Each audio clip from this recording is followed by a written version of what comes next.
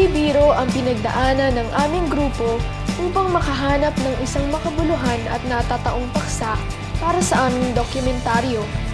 Iba't ibang paksa ang aming naisip, subalit isa lang ang nangibabaw. Ito ay pinamagatang Munting School.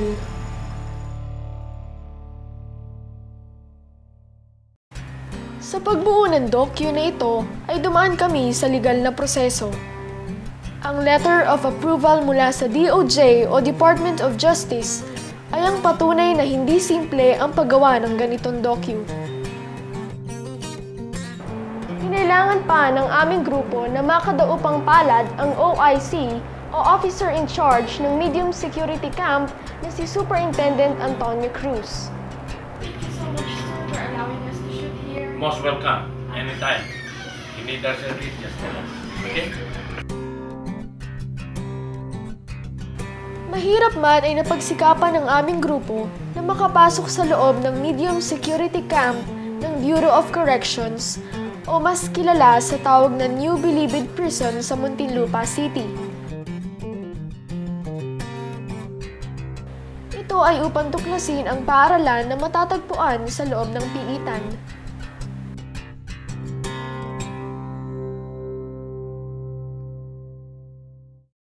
Paaralan ang sumisimbolo bilang ating pangalawang tahanan.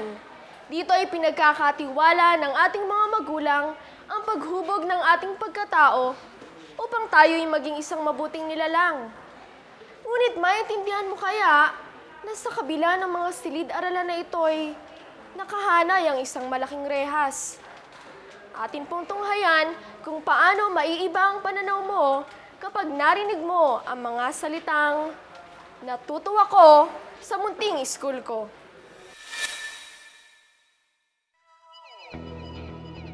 Maganda ang umaga para sa lahat ng mga mag-aaral ng silid-aralang ito.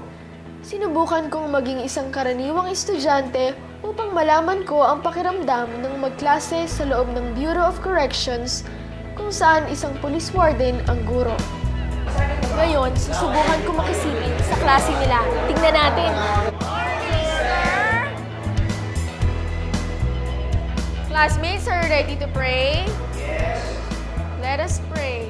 Father, Son,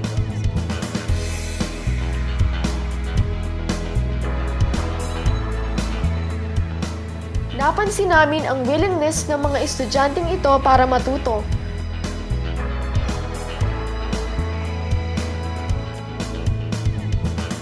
Hindi rin ito malayo sa isang karaniwang klase katulad sa ibang paaralan.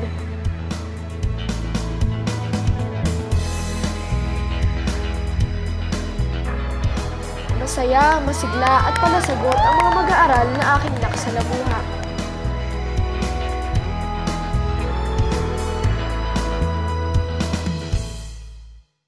Sir, hindi naman po ba mahirap magturo dito? Lalo na po yung tinuturuan yung mga kasing edad nyo lang. Hindi naman kasi nasanay na rin kami dahil ako yung dating gwardiya rin dito. Okay lang, pareho rin sa labas siguro. Eh yung pagpasok po nila sa college, ilang pong years nila tinitake yung course na kinuha nila? Kasi actually 4 years nila. Para sa labas 4-year din. course. Eh yung diploma po ba nagagamit nila sa labas after graduate nila? Siyempre, naabili nila sa mother school, ganun din. Kung yung transcript, diploma ng nasalaya, ganun din. Eh sir, yung po bang mga hindi pumapasok, paano po nangyayari doon? Nadadrop na po ba sila kagad? Pagka sa first year, kailangan isang drop lang. Isang drop lang. Sa second year, kailangan dalawa. Dalawang subject. Third year, fourth year, dalawang subject na allow na mag-drop. Ah, mahirap pala, no? So, kailangan pag-igihan pala nila yung pag-aaral nila. Oo. Marami rin interesado. May makikita mo rin sa performance nila. Pero iba, minsan inaabot sila ng buryong. Kikita mo na lack of interest. Yun ang mga nadadrop. Ito ang kanilang library kung saan masikap sila nag-aaral, nagsasaliksik, nagbabasa at gumagawa ng mga homeworks.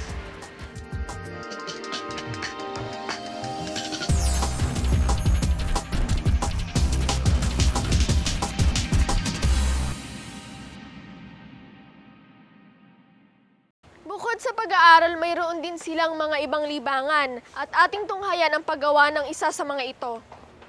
Tuturuan niya tayo kung paano gumawa ng maskara. Pagka liha, pipinturahan na. Eh, magkano naman yung nabibenta tong mga maskara na to? 180. 180.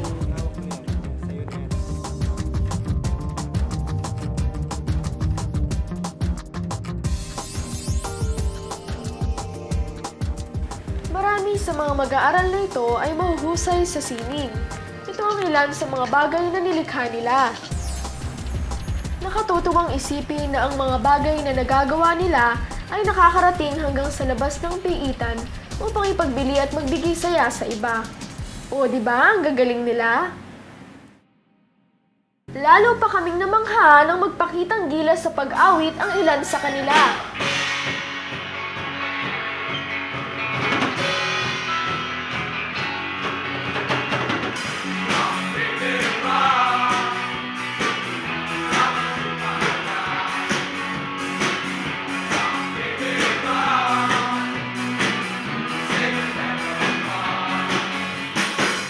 Dahil sa sobrang galak, ay nagawa pa naming makiisa at makisayaw sa kanila.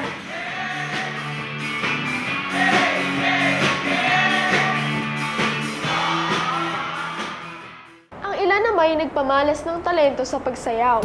Hindi namin naiwasang mapaindak sa makabagong steps at tugtugin na sinayaw nila.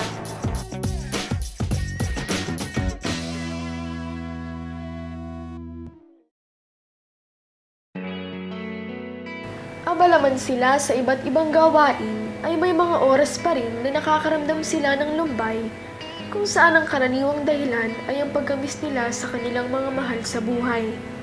Dito, yung pamamalagi mo ba dito, nakapagbagong buhay ka na ba?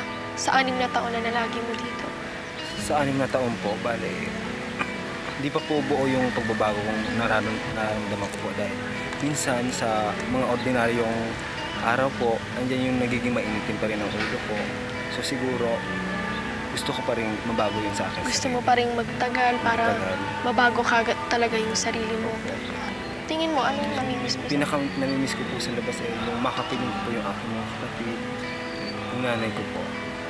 Dahil walang lungkot na po ako sa kanila. Di ba nag-aral ka rin dito? So, may natapos ka na rin dito. Anong natapos mo dito? So, ang natapos ko po rito ay Bachelor of Science in Commerce, major in Entrepreneurship po. Yung diplomang natanggap mo, handa ka nang ipakita yon na nagbagong buhay ka na. Handa na po ako. Dahil gusto ko na rin nga po makapagtrabaho para matulungan ko po yung aking mga kapatid na hindi pa po nakakapag-aral hanggang sa ngayon po. So, paglabas ko po, gusto ko po makita nila na ako yung anak nila na minsan nagkamali pero kaya kong gawin yung maging isang mabuting anak. Ito ang totoong drama ng kanilang buhay sa loob ng bilangguan. Ang Munting School ang pangalawang tahanan para sa mga mag-aaral na ito.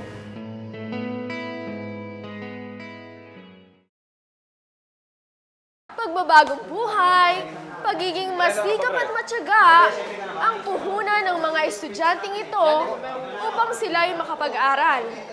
Sanay sa kanilang paglabas ng piitan ay isang malugod na pagtanggap ang iyalay ng lipunan. Naway maging sapat na ang kanilang diploma upang makamit ang asam nilang isang maliwanag na kinabukasan.